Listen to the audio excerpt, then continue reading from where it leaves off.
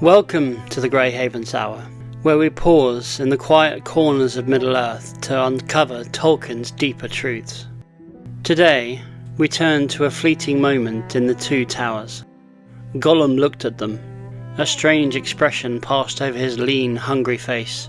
The gleam faded from his eyes, and then went dim and grey, old and tired. A spasm of pain seemed to twist him, and he turned away, peering back up towards the pass, shaking his head, as if engaged in some interior debate. Then he came back, and slowly putting out a trembling hand, very cautiously he touched Frodo's knee. But almost the touch was a caress. For a fleeting moment, could one of the sleepers have seen him, they would have thought that they had beheld an old weary hobbit, shrunken by the years that had carried him far beyond his time, an old starved pitiable thing. Why does Tolkien give us this glimpse? Why show Gollum not as a monster, but as a broken, almost hobbit-like figure? In this reflection, we'll explore the flicker of humanity in Gollum, Frodo's pity and Gandalf's wisdom, Tolkien's vision of grace as a gift, why grace can never be forced, and how this moment reveals both the tragedy and the hope of freedom. Because in Middle-earth, even the most wretched are never wholly beyond compassion. When Frodo and Sam encounter Gollum in the wilderness, he is at war with himself. Half snivelling, half snarling, he embodies both guide and traitor, both victim and villain. And then comes this passage, this pause in the narrative. Tolkien lets us see past the twisted body and hungry eyes to something else, an old, starved, pitiable thing. The language shifts, no claws but hands, not malice but hesitation. For a moment, the tone is one of sorrow, not menace. Tolkien shows us Gollum is divided, one path reaching towards fellowship, the other back towards the shadows of obsession. The most striking detail is his touch. Tolkien writes, almost the touch was a caress. Not a claw, not a strike, but something close to tenderness. And then the line, they would have thought that they had beheld an old weary hobbit. Here, Tolkien reconnects Gollum to what he once was, Smeagol, a creature not unlike the hobbits.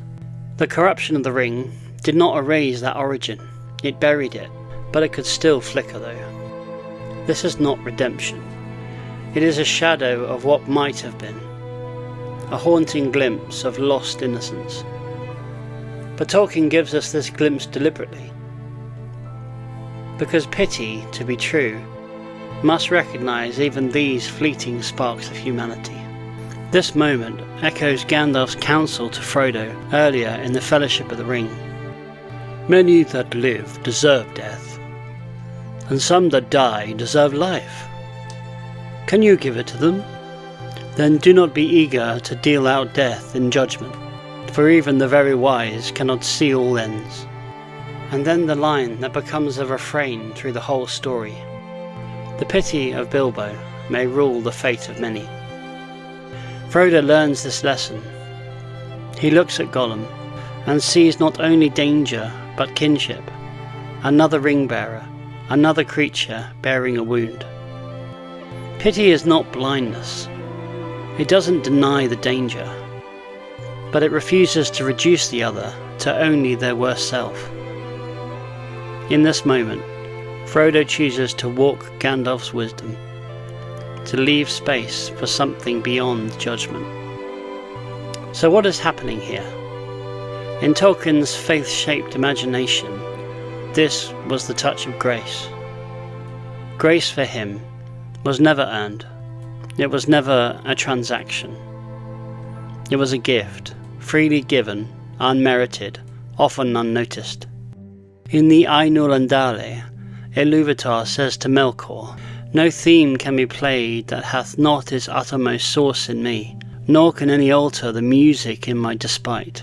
For he that attempteth this shall prove that mine instrument in the devising of things more wonderful which he himself had not imagined. Even discord is woven into harmony. Even the fallen are still held in the great design.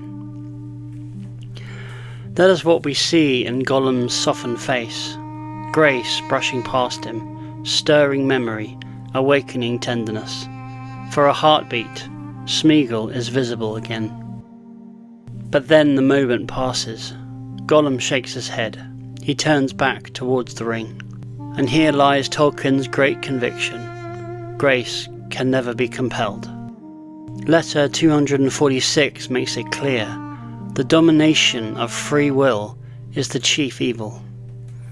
Evil always compels. The ring forces itself upon the bearer. Sauron dominates. Saruman manipulates. Even the orcs are enslaved to a will not their own. But true good never dominates. Gandalf will not take the ring. Galadriel refuses it. The Valar guide, but do not enslave. Grace is offered, but never imposed. This is why Frodo cannot save Gollum by force. Even pity cannot rescue him without his consent. And this is why the scene aches with tragedy. Grace brushed close.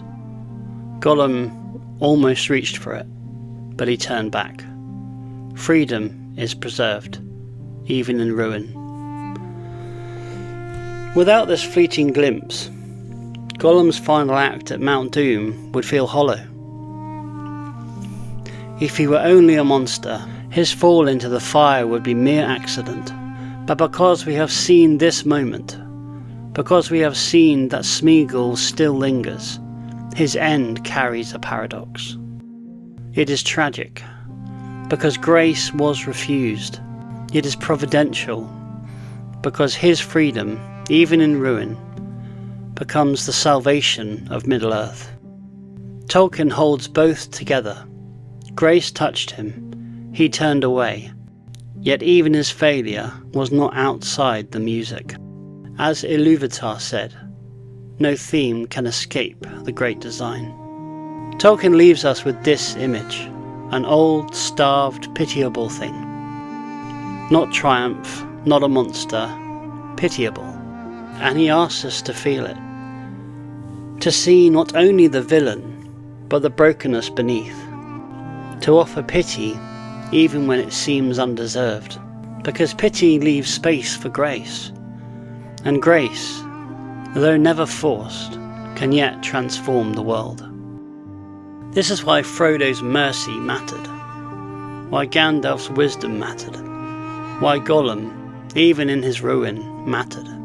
Thank you for joining me for this reflection on the Greyhaven's Hour. If this journey stirs something in you, please subscribe, share, and tell us in the comments. Do you see Gollum as a villain, a victim, or both? Until next time, may you learn, like Frodo, to leave space for pity, for in that space, grace may yet work.